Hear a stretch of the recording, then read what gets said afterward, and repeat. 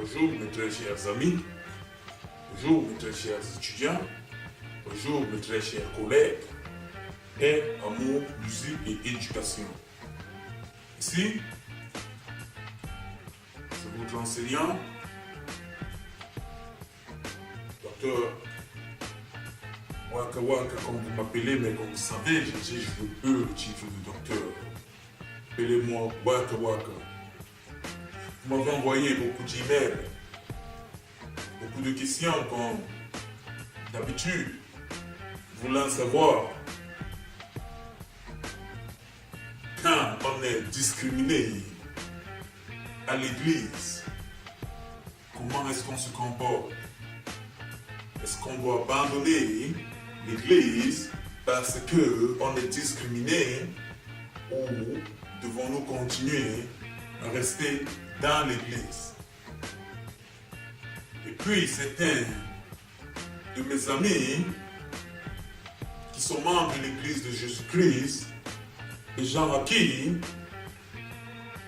j'ai eu à parler de l'évangile de Jésus-Christ, restauré par le prophète Joseph Smith. Beaucoup aussi se sont plaints me disant que comment se fait-il que je ne les avais jamais dit que dans le passé l'église, mon monde discriminait les Noirs. Aujourd'hui, je vais répondre à toutes ces questions. Premièrement, j'aimerais vous dire que la discrimination a toujours existé. Je ne veux pas dire que c'est une bonne chose. Non, c'est mauvais, c'est très mauvais. Dieu rejette la discrimination. Jésus n'aime pas. Ça, c'est la haine. La discrimination, ça vient de la haine. La discrimination, ça vient du diable. Oui. Vous savez, Jésus a dit, aime Dieu de tout ton cœur, de tout ton âme et de tout ton esprit, et aime ton prochain comme toi-même. Jésus nous demande d'aimer tout le monde, quel que soit ce qu'ils sont, quel que soit ce qu'ils ont fait, quel que soit d'où ils viennent, quel que soit l'anda, vous devez aimer tout le monde. Vous vous rappelez de la parabole du bon samaritain? Donc, sachez que Jésus déteste la discrimination. Maintenant, vous savez aussi que le diable est sur cette terre. Il s'oppose à Dieu, il s'oppose à Jésus-Christ principalement. C'est lui qui crée les guerres, les méchancetés, les divisions, la haine, la discrimination et tout. Maintenant, vous qui êtes enfants de Dieu, vous qui avez reçu l'évangile de Jésus-Christ, vous qui avez cru aux prophètes qui ont été envoyés par le Dieu Tout-Puissant, de Jérémie, de Noah, de Abraham, de David, prophète Joseph Smith, à tous ceux qui sont venus annoncer, moi je parle de prophètes maintenant, je parle de ceux qui ont annoncé l'évangile de Jésus-Christ, ceux qui ont annoncé que Jésus-Christ est le sauveur, c'est eux que je considère comme prophètes.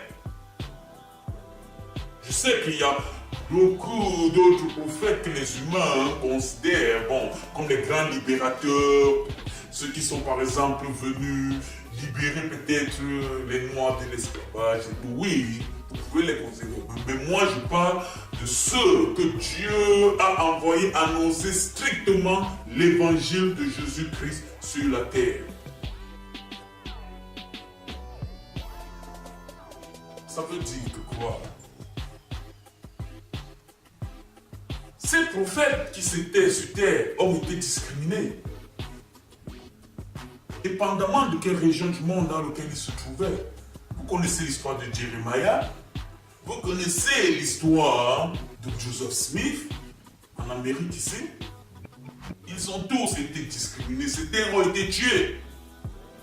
Mais est-ce que ces prophètes ont abandonné Jésus-Christ? Non. Vous aussi, quand vous êtes discriminés, n'abandonnez pas Jésus-Christ. Parce que ce Jésus, vous connaissez ce qu'il a fait dans vos vies. Ce Jésus vous a récupéré de très loin. Vous étiez mort et il vous a pris. Il vous a racheté par son sang sur la croix et vous a donné une nouvelle vie. Et maintenant, vous portez son nom, le nom de chrétien, le nom d'enfant de Dieu, le nom de saint et dernier jour chrétien. Ce Jésus revient. Donc, quel que soit ce que les hommes vont vous faire sur la terre, quelle que soit l'église, quelle que soit la discrimination que vous subissez dans l'église, n'abandonnez pas. Quand vous allez à l'église, vous n'allez pas pour les gens, vous allez pour Jésus-Christ. My God, my Lord. Que la gloire appartienne à son nom, notre Seigneur et notre Sauveur Jésus-Christ. Quand vous allez à l'église, c'est pour lui. C'est pour l'adorer. Cessez de regarder ce que les autres vous ont fait. Regardez ce que vous pouvez faire pour les autres. Donnez votre temps. Aidez les désœuvrés. Aidez ceux qui n'ont pas. Aimez-les même quand ils vous giflent, quand ils vous discriminent. Aimez-les. C'est ça le vrai enfant de Dieu. C'est celui qui aime son prochain, même quand celui-ci le persécute. Il prie pour son ennemi. Oh Seigneur mon Dieu, donne-nous la force. Pardonne-nous Seigneur, car on n'a pas fait ce que tu nous as demandé. Mes chers frères et sœurs, mes chers collègues, mes chers amis, notre Jésus revient. Écoutez la voix du prophète de l'église, de vos églises. Écoutez leur voix.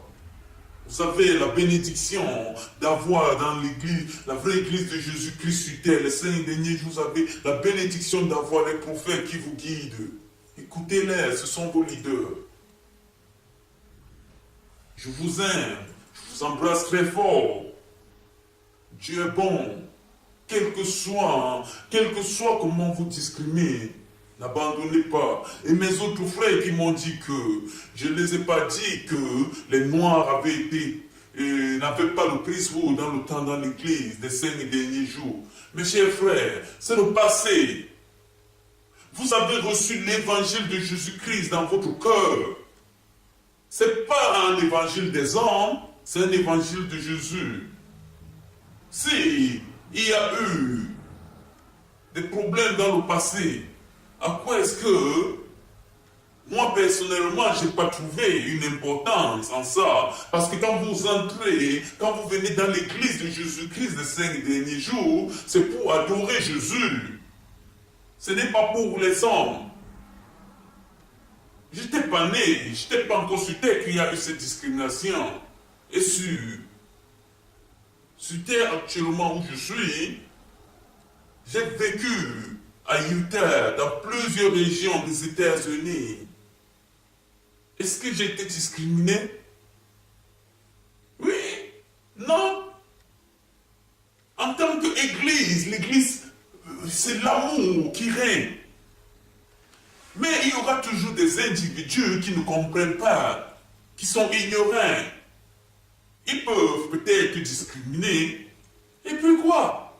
Quand tu viens dans l'église de Jésus-Christ, c'est pour Jésus que tu viens. C'est pour son amour.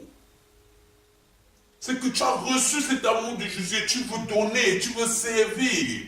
C'est pour ça que tu es dans l'église. Pas pour les gens. Quand moi, par exemple, même si on me discrimine, vous savez ce que je fais, hein? Je les aime et je prie encore plus pour eux. Oui, Seigneur. Et donne-moi la force, Créateur, mon Dieu, en Jésus-Christ, de faire plus que ça. Je suis bon, mes frères et sœurs. Ne laissez pas le passé vous aveugler.